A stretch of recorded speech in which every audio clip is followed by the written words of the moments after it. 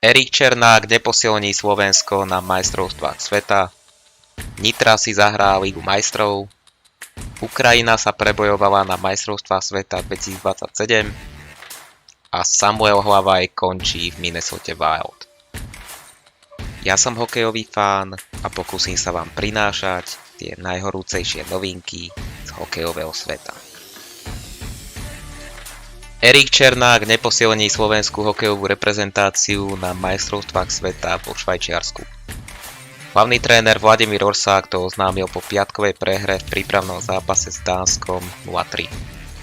Černákovi sa sezóna skončila po vypadnutí Tampy hneď v prvom kole playoff NHL s Montrealom po výsledku 3-4 na zápasy. S Erikom som volal, bol nachystaný, ale žiaľ Bohu v jednom z posledných zápasov mal zdravotné problémy, ktoré ho vyradili minimálne na mesiac. Aj ak by postúpili ďalej, Erik by nemohol hrať. Bola to preňho dosť krátka sezóna a vedel si predstaviť, že by nás prišiel posilniť, ale jeho zdravotný stav po poslednom zápase nebol dobrý a nakoniec nás neposilní.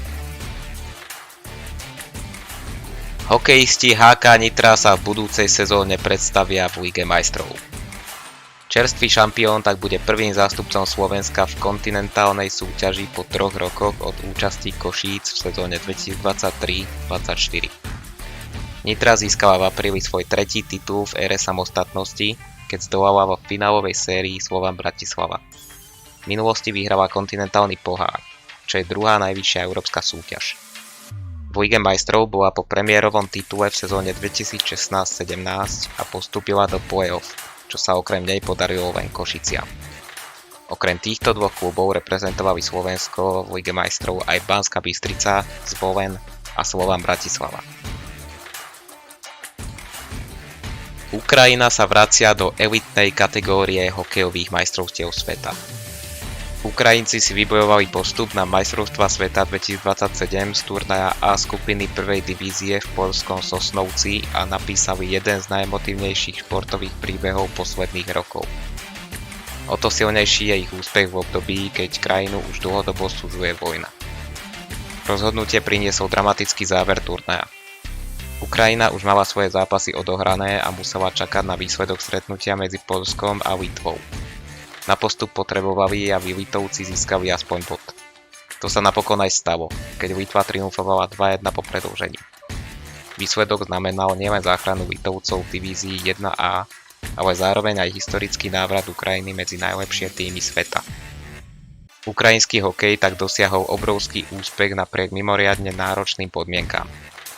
Reprezentácia sa počas posledných rokov musela vyrovnávať s problémami spôsobenými vojnou, komplikovanou prípravou aj obmedzenými podmienkami pre rozvoj športu.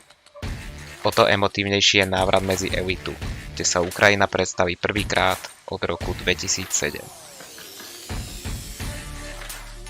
Slovenská reprezentácia pôjde na majstrovstvá sveta 2026 s jasne určenou brankárskou jednotkou.